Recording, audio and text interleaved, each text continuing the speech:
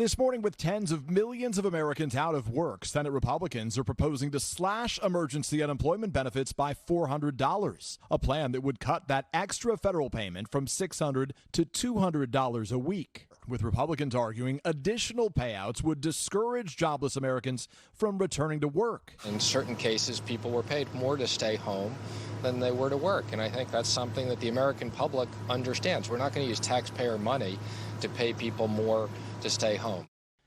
Man, I know Steve Mnuchin speaks like a ventriloquist dummy, but sometimes I wish someone would shove their hand up his ass and make him say the right things. Because look, it is true that some people have been earning more from these extra benefits than they were making at their jobs. But that's only because a lot of people in America don't make a living wage at their jobs. Like, I'm honestly surprised this White House is so against paying people not to work.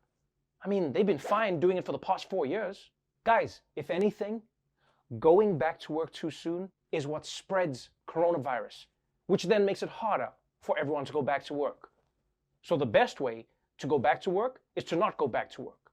If anything, the government should be sending everyone an HBO Max password and a giant bag of weed. It's the responsible thing to do. And here's the thing. You can always argue about whether it's good policy or bad policy to just give people money. I mean, it's good policy, but you can argue about it if you feel like it. But one thing that's raising eyebrows is that while the Republicans are saying they can't afford to give more money to laid-off workers, they are managing to open up their wallets for some way more questionable expenses.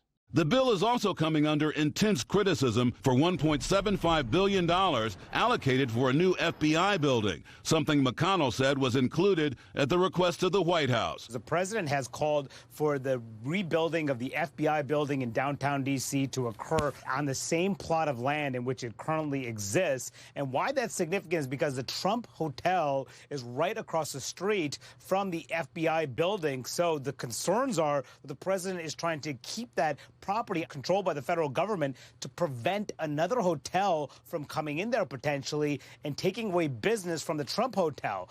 Yes, while unemployment benefits are being cut, Republicans have managed to find $1.75 billion to rebuild the FBI headquarters in its current location instead of allowing it to move. And all of this was a direct request from Donald Trump, because Trump knows that as long as the FBI stays across the street from his hotel in D.C., nobody can build a competing hotel next to his. And you know, this is what's so frustrating about Trump. When you tell him you can stop corona by putting on a mask, he can't follow the logic. Oh, it's too complicated. I can't breathe. I don't even know. But then when he's working on a grift that'll make himself money, suddenly he can see the matrix. You put that one there, the hotel, get it, carry the $5 billion. Like, I find it so bizarre that Trump is president, but he's still constantly pulling all of these scams.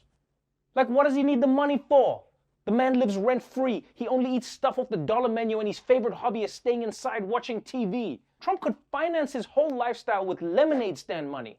Either way, at this point, Trump has done so many corrupt schemes, eventually he's going to run out of lines to cross. Yeah, he's going to need to seduce Mike Pence just to keep things interesting. Come on, Mike. I don't even want it. I just want them to talk about something else. And it's not just the FBI building. Because while Droopy Mitch and his boys say America can't afford to help people survive, they did manage to scrounge a few $1 billion under the couch cushions for some shiny new weapons. And the GOP coronavirus bill doles out billions for things that have nothing to do with COVID-19. There's money for new F-35 fighter jets, missile defense systems, Apache helicopters, surveillance planes, and other military equipment. Fighter jets and missile defense systems? You don't need any of this stuff right now, America. Coronavirus is your defense system. Nobody's gonna invade the US, especially when they're risking getting coughed on by some Karen who thinks masks came from the devil.